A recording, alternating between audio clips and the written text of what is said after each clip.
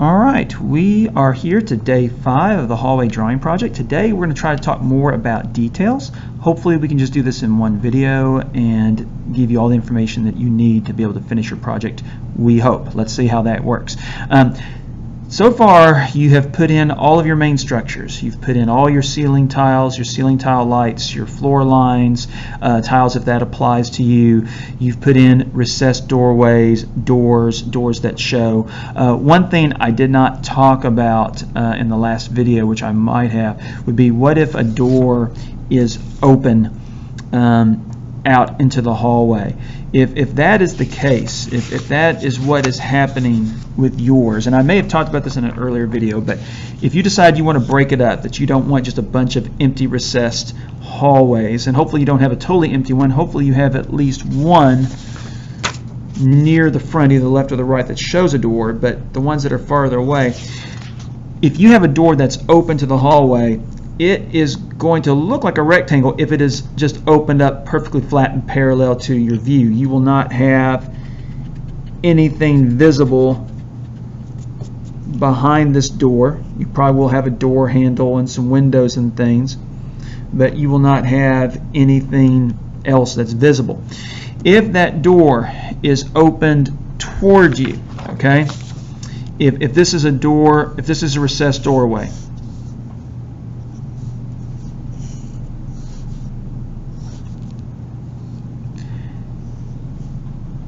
and you're trying to make it look like as if this door is opened away from you or toward you.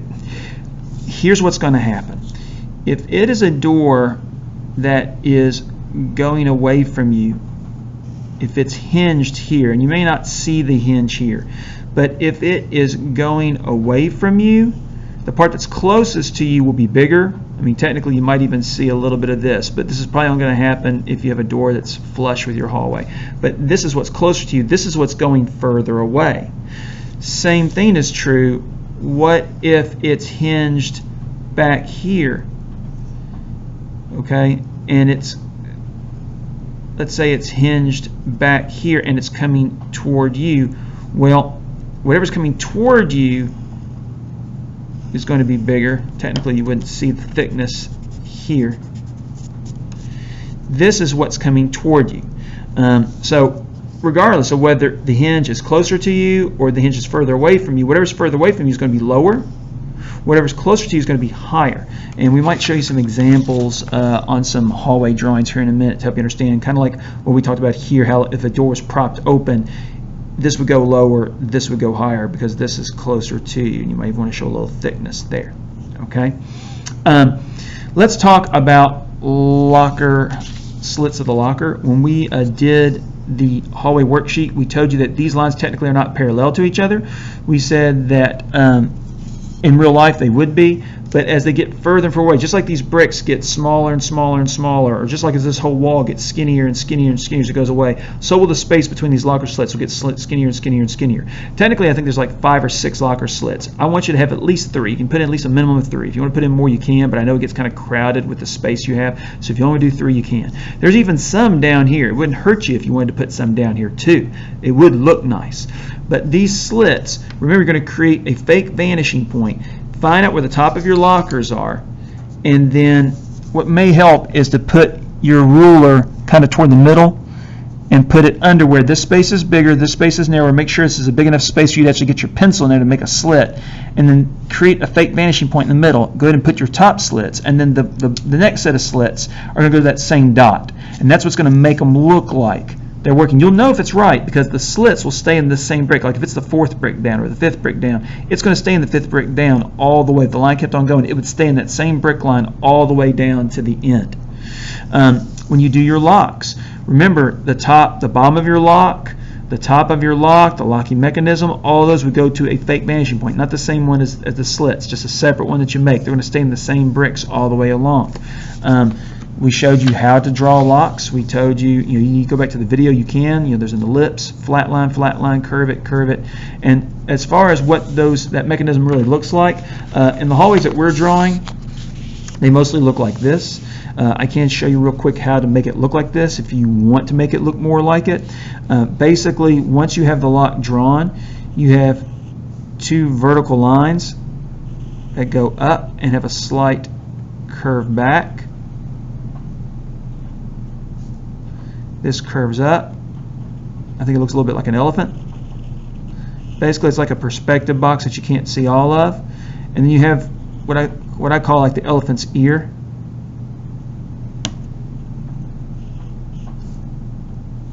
This is flat. This comes up. And if you're looking down on it, it comes this way, and then it just kind of hides and swoops in here. And then you just deal with the whole locking mechanism here. But before you do all those fancy details, you would focus mostly on getting the angles correct for your locks, the tops and the bottom. And it does matter. Even though as we get less and less detailed, it does matter the details here. Door handles. We talked to you about how to draw door handles. We said that you use the same kind of idea for the locks: ellipse, flat line, flat line. It would just depend on which side of the hallway the door handles are on. The biggest thing I saw in the hallway worksheet is that a lot of these handles were not parallel to the bricks. Some of them were like straight out, some were running really low. They're going to run parallel to the bricks if the door is closed. So try to make sure that the slant of this is following the angle of your brick lines. Okay. If you want to put in hinges on doors, that's a possibility. Sometimes they show up. I would just say there's usually about 3 hinges. I would just make them even, like spread them out evenly. And hinges are pretty simple. They're going to be pretty small, so you're not going to really see a lot of detail to them. They're going to be basically a rectangle, and whether they curve up or down depends on whether you're above or below them. Usually, if they're lower, if they're like it's a real low hinge, you're going to see like a top ellipse, and you won't see the bottom one. But if it's above you, you won't see the top one, you just might see the bottom one. It just depends on which way those hinges are, and you can even put in a couple of curves, to make it look a little more realistic if you get that far along.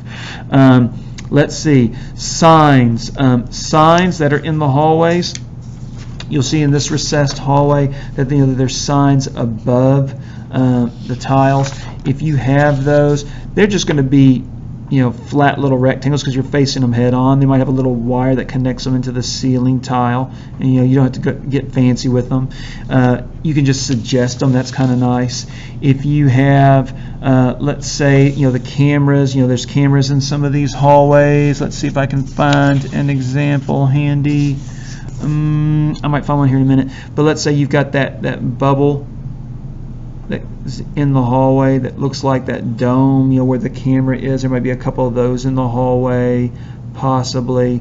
If you have a bulletin board on a wall, just remember that if it's going to be a bulletin board, the top and the bottom of the bulletin board, if there is one, it's going to follow the brick lines. So make sure it follows the brick lines. And the frame, these will be, this will be a little bigger, this will be a little smaller, and the angles of these, you kind of fake it. You fake the angle, not the top bulletin board. It's going to line up for brick, so will the bottom one. But the ones inside, remember they're going to get smaller and smaller and smaller as they taper down here. No, you don't have to draw tons of flyers, but if you want to put some rectangular papers on there, just kind of use the brick lines to kind of give you a measurement to kind of fill it up and give it a little bit of fun detail. Let's see, line variation. That's going to be one of the big things. At the end, you're going to go in and darken some lines. And what I want you to do is darken the lines, like if you have a recessed doorway, where this line is in front of this door. Or in this case, let's see. In this recessed hallway, darken this line and fade it out a little bit. Then maybe darken this line and fade it out a little bit. So that way this pops out in front of here, gives it a little more perspective. Even some of your brick lines that are going down, you can darken them like we talked about in the hallway worksheet. Darken them here and there, just breaking it up. Make sure that these are fainter, these are lighter because they're further away. Not getting too heavy-handed with these, especially if you have tiles on the floor. Don't get too heavy-handed. Let's see if I can show you some examples. Shading is optional. I would do that only maybe near the end. Just remember, if you do blend, you might lose some of the crispness of your line. You have to go back and touch up your lines. If you touch up your lines, use a ruler. But some examples, like for instance, if you have the courtyard hallway, notice that they put in some bolts, they put in some handles here. I come to the school every 2 or 3 days to take care of some business, so if you need me to take some pictures of a couple of features for you, if you want that, that's fine. Here you're going to see hinges that are spaced out. You're going to see an exit sign back here. You're going to see some door handles. Notice that they're not going parallel like they ought to be, but they got some nice hinges which way the doors open. In this courtyard hallway, technically there is a side hallway that cuts through. That would be a nice addition. If you do decide to shade, it's usually smarter to shade a little bit in here to make this look like as if it's going in. Let me see if I can show you a couple more. Maybe more than a couple, we'll see. But like in here, you notice they put in the little lights when the fire alarm goes off. They put in, there used to be before we had the HVAC system, there was a nice little air conditioning unit here. There's a mirror here. Notice that they do have a fire alarm here. It's pretty nice. The angle of this probably technically should be horizontal, the top and bottom. He was sitting on the floor, so when he drew it, it probably was a little bit up. He probably did have it in correct perspective since he was sitting on the floor drawing this from life, whereas you might be drawing this from a photograph, more than likely if you're watching this video. So those are some examples there. Notice that the floor lines aren't nearly as busy as the ceiling tile lines are, and they did add a little extra shading in here. Sometimes I'll shade the extra brick. You do not have to shade anything. You can get a good grade as long as you have really good darkened up your lines in certain places. That would be fine. Notice how these lines again are darker than these back here, and that these bricks are smaller than these, and you won't see all 12 or 13 like you do here because they're hidden a little bit behind this wall. Let's see, are there anything else we can learn from some previous examples? Here's kind of a recessed hallway. I think this is a stairwell. They have like a little pish bar. That thing should go in relation. The lines are really light, probably a little too light because this is closer to us. This probably should be darker. Back here, notice that the floor lines, they keep on going. This is a side hallway. Notice that the floor tile lines keep on going till they hit the dead end.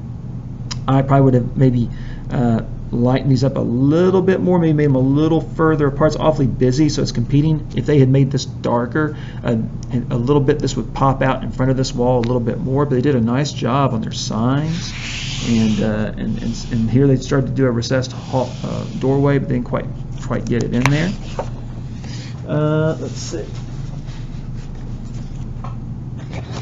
In here, they did some shading on their ceiling so the lights would pop out, but you do not have to do that. I probably would have went in and darkened these lines just a little bit more that are here on the ceiling. Some of these ceiling tile lines, like right here, these some light ones here.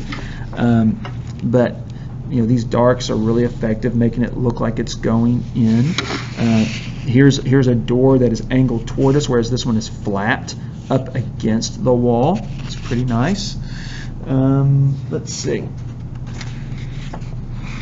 Right here, have some really wonderful locks and locking mechanism. They have the door open. Notice how it is angling up. So this means it's coming toward us, though it is a little too high off the ground here. But this is a really nice angle. They added thickness to it. Pretty nice. Put some details back here. Technically, there should be bricks back here. This was painted white, so they didn't see the bricks. They should have put them in, but put them in very, very light where they're barely noticeable. Here is a recessed doorway. It was extremely close. Their point of view, they drew this from life. So they drew it pretty accurately from their angle, from what they saw it. And again, if you're watching this video, most likely you're probably going to be doing this from a photograph. Some other possibilities. Right here, this is the stairwell door. Notice that this is closer to us, so this is angling down, and this is angling up because this part of the door is the closest part to us. This door is mostly open toward us. I think their perspective is a little off here in their angle, but they still did a pretty nice job for the most part. Notice they probably should have made this maybe a little bit lighter, but they put something here to break up the space, put in some signs. Let's see. This person did quite a bit of shading. Pretty nice. Only thing I would say is that I would have darkened maybe a few lines, maybe made the ceiling. There's really no ceiling lights here. They did leave those out. It's a shame because, boy, it's really impressive otherwise. This door, if this is coming toward us, then this line should be down too. Remember, it's going to hinge at the second brick line down. So it would hinge down here, but it would angle up here. So this would angle downward if this is coming toward us. This one's just flat and parallel to us. So if you do doors that are open, you can. And there are brick lines here. They're just, you probably can't tell on the camera, but they did suggest them. It's just really hard to see on this camera because of the resolution. Last example I'll show you is this one, where you got, again, they got a door open that's perfectly parallel to them. They've got lots of locks here. They did make some boo-boos a little bit with their locker slits. They went for a bunch. If you do, whether you do a bunch or a few, make sure you line these up even and make sure they stay in the same brick all the way through. Remember, they will look like they're getting parallel. Eventually, as they come down, you're going to create a fake vanishing point. The reason why you don't see the entire wall here, this person was sitting on the left side of the hall, so it was a lot closer. But anyway, you see the line variation. Really nice job here. They broke up the lines. They didn't make everything the same. They broke it up a little bit. They continued their ceiling tile lines inside the recessed doorways. So anyway, I hope that some of these details help you and will allow you to complete a wonderful hallway drawing. Please feel free to email me or contact me if you have questions. I would love to help you. Best wishes and happy drawing.